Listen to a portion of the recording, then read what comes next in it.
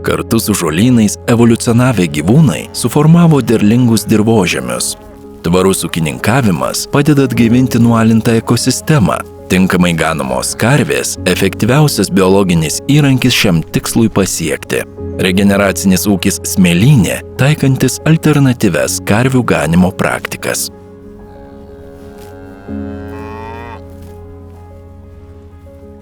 Niekada nesvajojau iš tikrųjų gyventi kaime, nes čia tos apylinkėse tekdavo praleisti nemažai laiko vasarą. Ir man nepatiko, nuobodu buvo kaip ir kiekvienam vaikui, bet išvažiavus mokytis, tiesiog artimiau susipažinau su maisto gavyba, tiekimu, su visą maisto pramonę ir man tiesiog toks vidinis iškilo, kad reiktų būti labiau atsakingesniam už savo maistą. Tai iš to gimė tie klausimai, o kai turi klausimus, tada gauni ir atsakymą. Rotacinis adaptyvus ganimas. Rotacinis ganimo būdas yra toks būdas, kuomet karvės yra ganomas mažesniuose plotuose ir jos yra dažnai kilnojamos. Tai mums įprastas, numatomas dažnai tas ganimo būdas būna, kai karvės paleidžiamas į didelį plotą. Tai rotacinis tas karvės sukoncentruoja ir po truputį tą didelį plotą atiduoda. Tokiu būdu mes pasiekiam geresnį žolės nuganimo, mažesnį selektyvumą iš karvių. Tolygesnis karvių pašaras būna, kas yra naudinga svorio prieaugliui. Ir svarbiausia viso to rotacinio ganimo esmė yra tai, kad žolė turi ilgiausią atsigavimo laikotarpį. Rotacija ir jos įtaka aplinkai. Gamtoje egzistuoja toks procesas, fotosintezės procesas. Ir tas fotosintezės procesas realiai yra tai, iš ko mes gaunam mėsą, grūdus, salotas. Ir kiekviena augalų rūšis ar veislė turi savo tą skirtingą mikrobiomą. Tai kuo mes turim įvairesnę pievą, sakykim, tuo mes turim daugiau įvairovės ir dirvožemyje. Ir kuo daugiau įvairovės aplamai tiek augalų, tiek dirvožemio, tuo mūsų ekosistema yra sudėtingesnė, bet tuo pačiu ir stabilesnė. Tas daro ekosistemą atsparesnę šitiems staigiem klimato pokyčiam, liūtim, sausrom ir panašiai. Pradėjom tyrinėti, išsityrėm tą dirvožemį, padarėm tyrimus, pamatėm, kad ten net sąlygos nėra tinkamos augti kažkam. Tai tada pradėjom skaityti, pradėjom domėtis ir matėm, kad gyvūnai yra labai svarbi ekosistemos grandinės dalis, kuri skatina tos procesus, tokius dirvodaros ir panašiai, tą fotosintezę, su atitinkamu ganimu ir valdymu jų. Perganimo procesas mes pasirinkom tokį kasdieną. Kuo dažniau tu tą darai, kuo mažesnius platelius duodi, tuo tas selektyvus ganimas vis mažėja ir tada ta žolės utilizacija yra kur kas geresnė ir efektyvesnė. Nėra blogai iš tikrųjų tą žemę taip sujudinti ar tą pievą užtrypti, kaip ir čia matos mineralai buvo pastatyti, tai viskas gerai, nes mes jas patraukiam ir dabar ta žolė turi laiko atsigauti, bet jeigu čia visada stovėtų tie mineralai ir jos visada ateitų, tai būtų tokia žemės degradacija iš tikrųjų. Bandos efektas šiaip iš esmės yra labai geras dalykas, nes žolė ir karvė evoliucionavo kartu ir jos yra prisitaikiusios viena prie kitos. Ir iš tikrųjų tas karvės sujudinimas to žolės leidžia užaugti kitom žolėm, nustelbia dominuojančias ir tada įvairovė gali padidėti ir padidėja. Pastovus judesys turi būti šiam ganime, sakykime, tam rotaciniam, adaptyviam ganime reikia pastoviai judėti. Ganimas žiemą. Ganimo sezonas baigėsi tada, kai mes nebeturim žolės. Šalnos staigiai pakerta jauną žolę, tai jeigu dar spėjai, nuganai ją, bet jeigu ne, tada tai reiškia, kad mes pereinam jau į šaltąjį sezoną ir pradedam ganyti tas vietas, kurių neganėm viso sezono metu. Arba iškrenta labai daug sniego, tada tas sniegas šiek tiek atitirpsta ir staigiai užšąla vėl. Tada susiformuoja tokia pluta ant sniego paviršiaus ir tada tas neleidžia karviai įkišti nosies ir išsitraukti kuokšto žolės. Ir tada jau, kai atitinka taip, mes parsivedam karves ir ganom jas, toliau ganom, bet ganom jau primaitindami šienu. Žiemos sezonų šaltuoju periodu mes lauke išsidėliojam rulonus ir juos po truputį atiduodam karvėm. Ta galima daryti keliais skirtingais būdais. Jeigu, tarkim, turim nedaug karvių, ten kokį 20 karvių, tai galim susidėti rulonus įkaugė, va, kaip matom čia man už nugaros.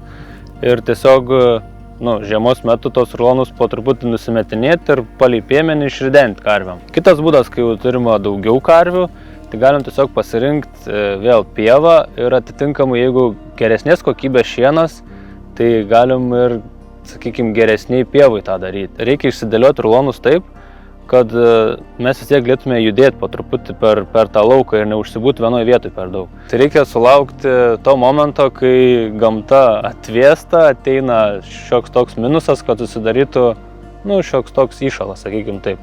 Tada yra geriausias metas išsivežioti tos rulonus. Įtaka ganykloms, vegetacijos sezonų ir priklauso nuo to, kokio gerumo arba prastumo bus šienas. Sakykime, jeigu bus geras šienas ir karvės pilnai suės, tai tada neliks daug tų likučių ir ta žolė galės ataugti ir vegetuoti kuo puikiausiai. Jeigu mes paliksim tokias labiau sujudintas vietas, daugiau organikos, tada šiek tiek užtruks. Vieną sezoną praleido, kitą sezoną jau žolė atauga ir atauga jinai visai kitokia, žalesnė, sodresnė, daugiau maisto medžiagų turi. Adaptacija ir priemonės.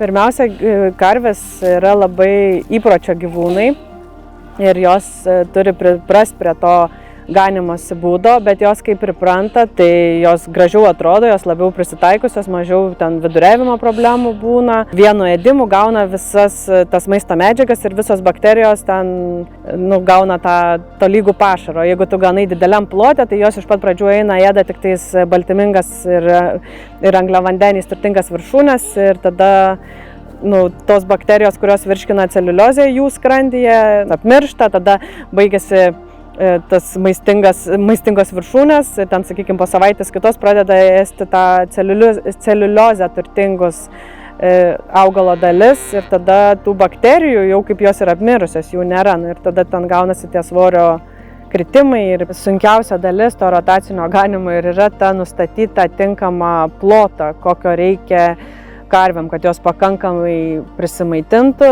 bet ir gražiai nuėstų. Pradžiai jinai bus didesnė, dažniausiai būna didesnė, nes tu nežinai, ko tikėtis, atsivedi tos karvės, tada pamatai, ar jom užtenka, to žolės neužtenka. Netgi pagal laiką reikia stengtis visada tuo pačiu metu, kiek įmanoma atvažiuoti, nes jos jau žino, kad maždaug tuo metu čia bus perkeltas į naują tą plotą. Tada jau perkeli ir jos jau laukia ir bėga tiesiog į tą naują ganyklą. Ir kadangi plotas pakankamai nedidelis, karvių daug, tai kuri pirma nubėgsta, pirma ir gaus skaniausius kąsnelius. Ir karviai tas yra dažnumas geresnis dėl to, kad pašaro tas maistingumas yra tolygesnis, dėl to, kad karvės skrandyje yra įvairias maisto medžiagas virškinančias bakterijos, kaip ten angliavandenius, baltymus, riebalus ir ląstelieną.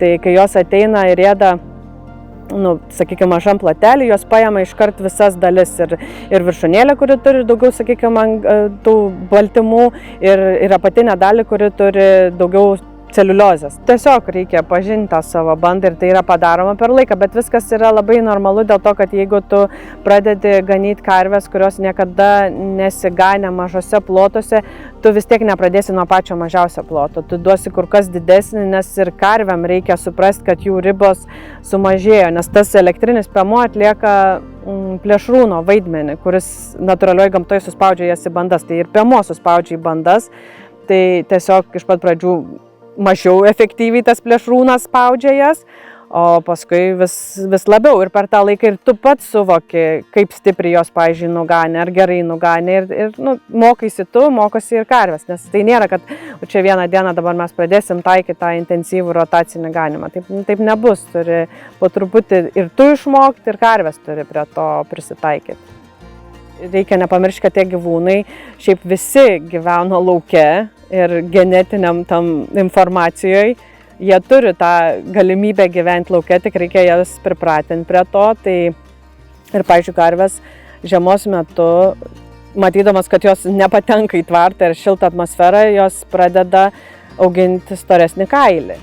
Po truputį pratinom jas prie to žieminio ganimo ir kiekvienoj kartoj gimusių vaikų jie vis labiau prie to prisipratina, adaptuojasi. Tai geriausia adaptacija yra iš kartos į kartą.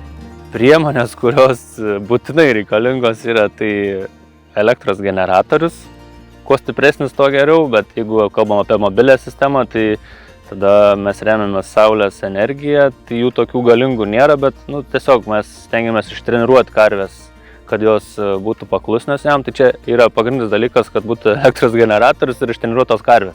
Čia po to šita virvė, kuri veikia kaip barjeras ir teritorija, ir koliukai. Tai čia 3 tokie turbūt pagrindiniai dalykai.